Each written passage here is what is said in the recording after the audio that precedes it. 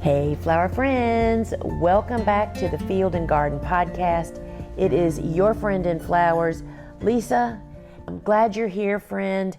And I always say it, but I really mean it. I am so thankful that you chose to drop in with me today and take a listen. And so, my friends, I have a fantastic podcast lined up for today. It is about what do you do when everything is ready to harvest at once, or perhaps you're a home gardener and everything is blooming at once, and then you have nothing. So I can't wait for us to talk about this. But before we jump into this episode, I just want to let you know that this episode is made possible by thegardenersworkshop.com, and that is home base to everything that we do. And our motto is that everything we do for you, and we empower people to grow cut flowers, whether it's for pleasure or for profit. And we really mean that. We live that, and that is our day-to-day life. And I'm just so grateful that you're a part of it. Our mission is to make gardening easier and flower farming possible in a nutshell. And, we'd love to hear from you. What do you want from us? What would you like to hear me talk about? And how can we help you do what you want to do? And you can send emails to the office, info@thegardenersworkshop.com. You can drop it on social media. And friends, you can leave a comment on whatever platform you listen to, the Field and Garden Podcast. All right, friends, let's jump in to this episode of, what do you do when everything comes ready to harvest at once? If you're a flower farmer, that is just, I'm like reliving the first years of my flower farming life as I am saying this. Or if you're a home gardener, instead of having this dreamy, continual blooming of new things starting to happen, it all comes on at once. And it's really a challenge. And I just want to start out by acknowledging that this happens to everybody. And anybody that says they don't struggle with this or didn't struggle with this, I want to know what their magic is. So this is kind of what happened to me. So let's just base this all on me. When I started my first garden, oh my goodness, the first garden I ever planted for my flower farm was a fall planted cool season hardy annual. And I didn't so much plant my entire garden at once, which is what I actually did the following spring to continue the problem. But in that first fall garden, I only planted like 4 or 5 different flowers, and I planted way too much of each one of them. Didn't have any customers really yet. And then they all kind of came on together. And, who as a new flower farmer can sell 10 buckets of the same color of Sweet William? Nobody. I didn't. So we have all been there. Overplanting by either planting too much of individual flowers or planting everything at once and it all blooms at once.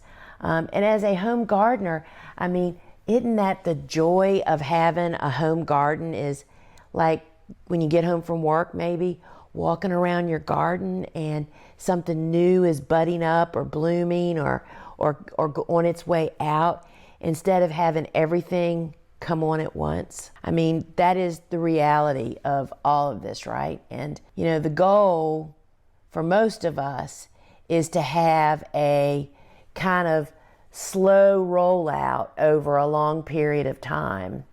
And then after that rollout really gets started, planting again in a different, adjoining planting where it's going to do the very same thing. And it's just going to allow you to enjoy not only your home garden, but as a flower farmer. I was just reading back over the notes of my latest project, y'all. And I think it was like year 6 or 7 before I really embraced succession planting.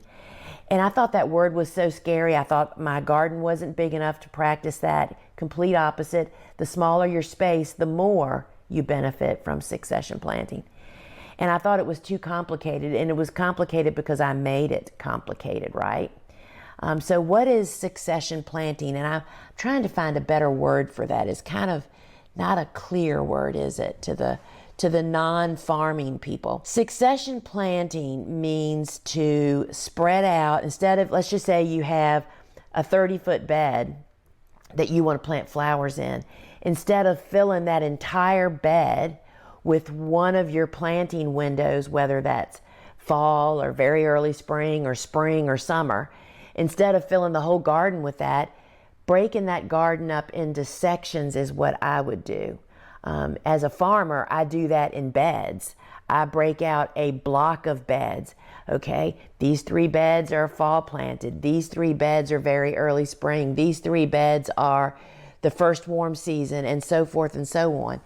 And when you do that, you just don't understand. At first you think, oh my gosh, I'm not going to have very many flowers. But in fact, that is not what happens. You know, you plant that fall planted garden, if that applies to you, and those are going to be your first spring bloomers.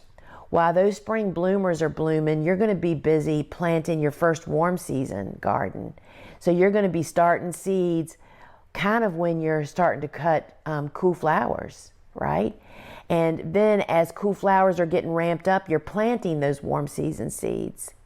And then after you get that warm season planted, you are going to get them in the ground and get them set up. You're still cutting cool flowers, and maybe even some of those warm seasons have started to bloom. That's when you're going to say, okay, now is the time that I'm going to start seeds for the second warm season. And depending on what you're doing, I'm just going to assume you're only going to do 2 warms. That second warm season, that's when you're looking at, this is going to be blooming in the late summer into fall. What colors do I want to change up? You see what I mean? So it really makes your garden, no matter the size, so much more interesting. But here's the rub. It also spreads out the work. It allows you to make the most of your seed starting equipment because you're not starting a ton of stuff all at one time. You're going to be floating it out over time. It's just going to make such a better use of your grow light, your heat mat, your grow space, not to mention your physical capabilities of what you can do out in the garden. And I know for us, the kind of cycle that we go on is while we start the seeds and then we have a couple of weeks while they're growing up big enough to go out to hardening off. That's the window we love to build the beds that those seedlings are going to be planted in. So when those seedlings hit the hardening off area out on my carport, in fact, the beds are already ready and waiting for them out there. Y'all, I'm telling you, it makes for dreamy gardening and farming. And it doesn't always go this way, but you have to have a goal to shoot for, and this is the goal, and it's just so important.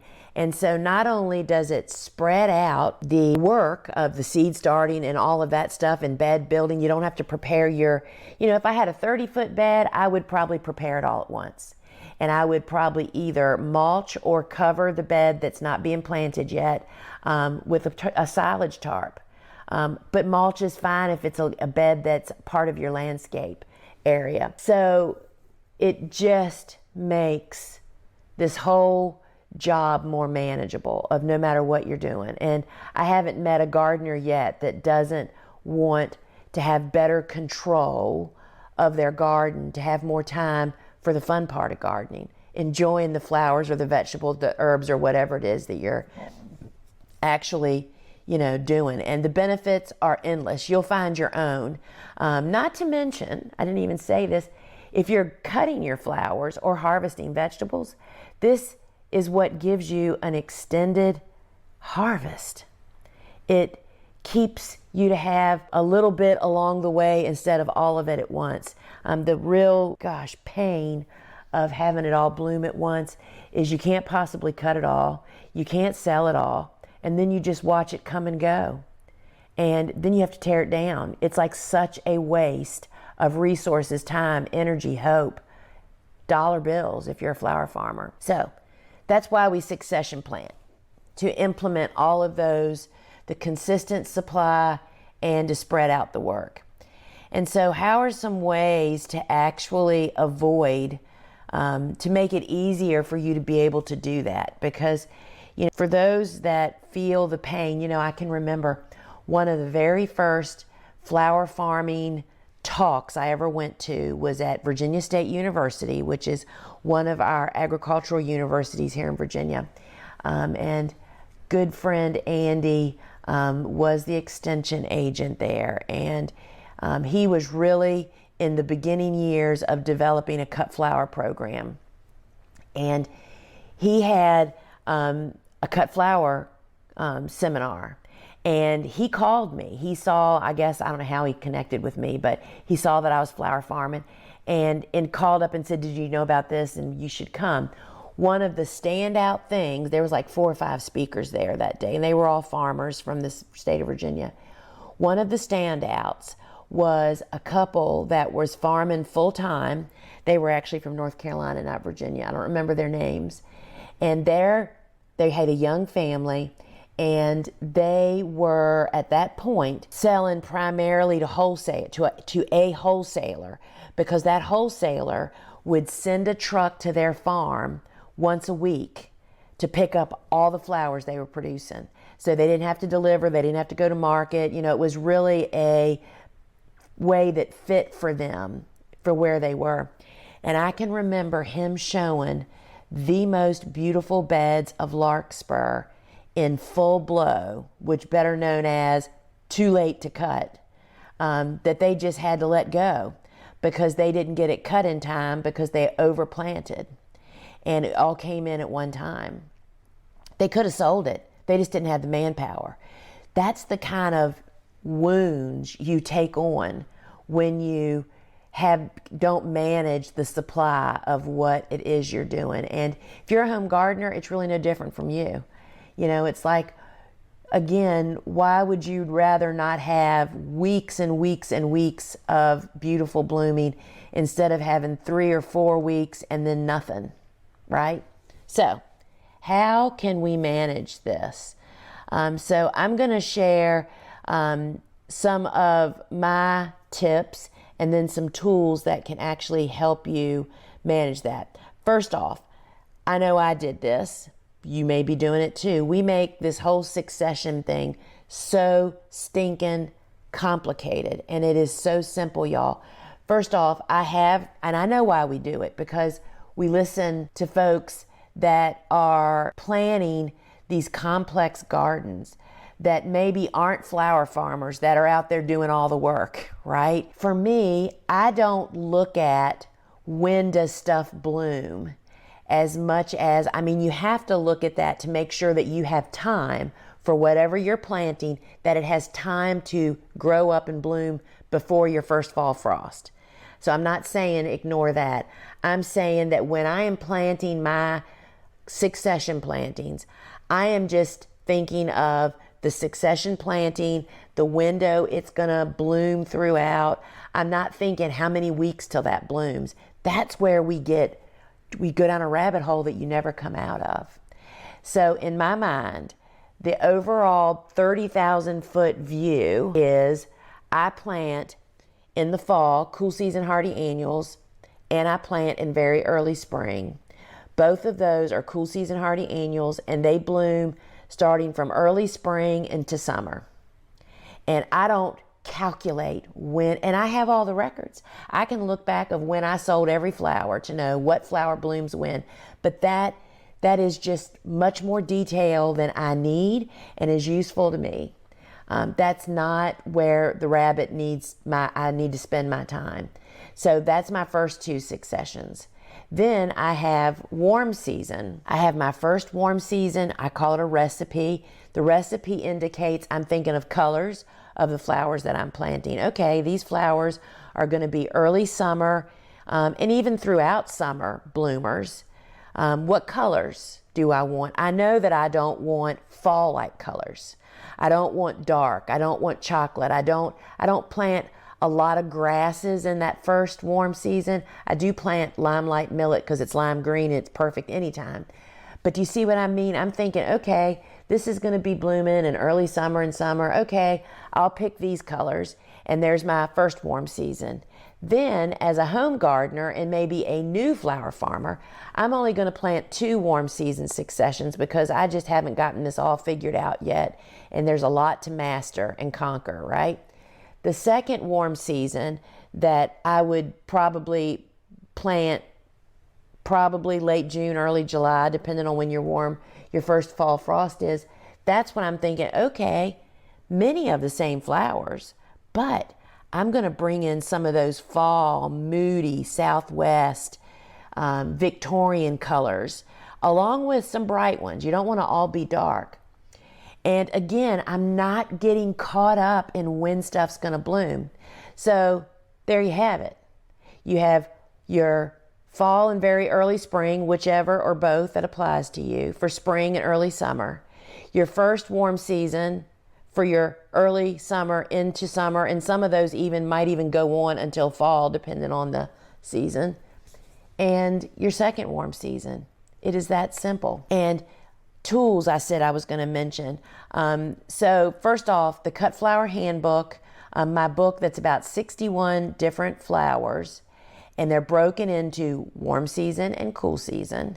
The first 2 sections in that book, which are easy read, y'all, they are not full of fluff. They are the bare basics of why you should start small and how to do that, and how a cutting garden works. And when you milk it for all it's worth, you don't need a big garden, most of us. Okay? And then it walks you through integrating the warm and cool season together to create a 3-season cutting garden. Okay? And then it has all the flowers, the varieties, how you start them, growing tips, harvesting tips, what varieties, the whole 9 yards. It's all in there. And then a step further, for those of us, particularly if you're a flower farmer or somebody that is an avid gardener, I created the Big Calendar Journal. Y'all, this big calendar, which is an any year calendar, by the way, so you can buy it anytime and start. You write the dates in. It has the 9 planting windows that I follow, because it also has sunflowers. It includes biennials. It also includes how to have fall blooms. And it gives you a big enough calendar to actually write what you're supposed to do and when you're supposed to do it. And when you follow my suggested steps, which is actually part of the last page of the calendar on how I use it and try to be kind of deliberate in how and where I write, that turns it into the best garden journal you will ever have. I work every year in January. I pull out the last, currently 15 years of those calendars and review month by month. And it is so fun, y'all, to lay them all out. Look at all the Januaries. Look at all the Februaries. And it's fantastic. But you want to know what the best part of it is? That tool is what turned me into a stellar succession planner, because it simplifies it. It makes it ABC. And so we have that tool.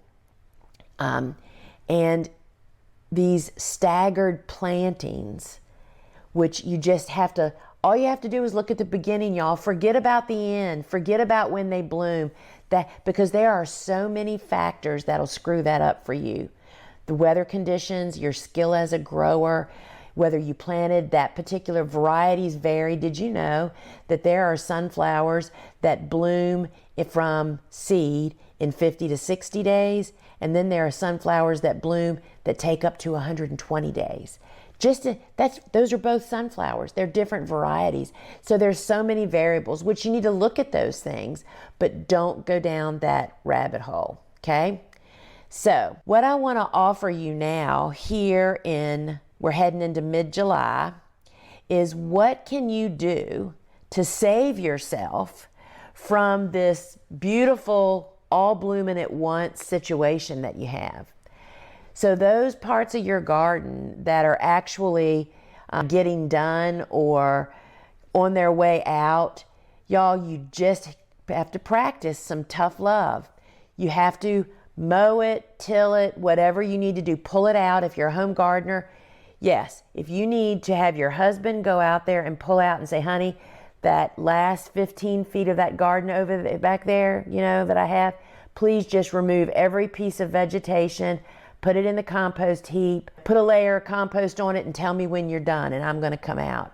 Honestly, that's what you have to do until you get yourself on this cycle of planting in blocks, not planting stuff all over everywhere. And what can you plant now so you can have blooms in the fall? And so that is, first off, where the Big Calendar Journal is it walks you through the equation for your frost dates. Everything revolves, y'all, around your first and last average frost dates, because that means you have until that time. So we're in July. I'm mid-November is when my first frost date, so I can count how many days do I have until we have that frost. Then you start looking at seed packets. When you get a big calendar, part of that is my seed starting worksheet, and it lists the flowers that are in the Cut Flower Handbook, and it tells you how many days to bloom on average for those. So you can look and see how long you have, right? And it just makes it so simple to have instead of henpicking around, to have a cohesive, comprehensive tool to look at really simplifies it. So you need to find what has time to bloom, and then you have to give yourself a little time to cut it, right? Like I recommend 30 days, but a real simple one, sunflowers. We grow pro-cut sunflowers. They are 55 to 60 days from seed to bloom, and that means you can plant them up until 60 days before your first fall frost. I mean, if you planted the different colors, a different color every week of the Pro-Cut series, which I think 14 now, you could have such an array of blooms. I mean, some of them don't even look like sunflowers. So that's a simple fix, and that's something you can implement right now. You're a home gardener, you know what is a really fun thing to do as a home gardener? To plant weekly, or even bi-weekly if you don't want to start seeds every week, is to pick a section in your garden. If you're not cutting them and you want to enjoy them in your landscape, a really fun thing to do is to take a garden that you view when you stand at it to look at it or see it out of your window, make it deeper than it is long. And the first week's planting, you're going to plant across the back. The next, and maybe 2 rows, right? 2 rows for that week. Then the next week you plant 2 rows in front of that. And the next week you plant 2 rows in front of that.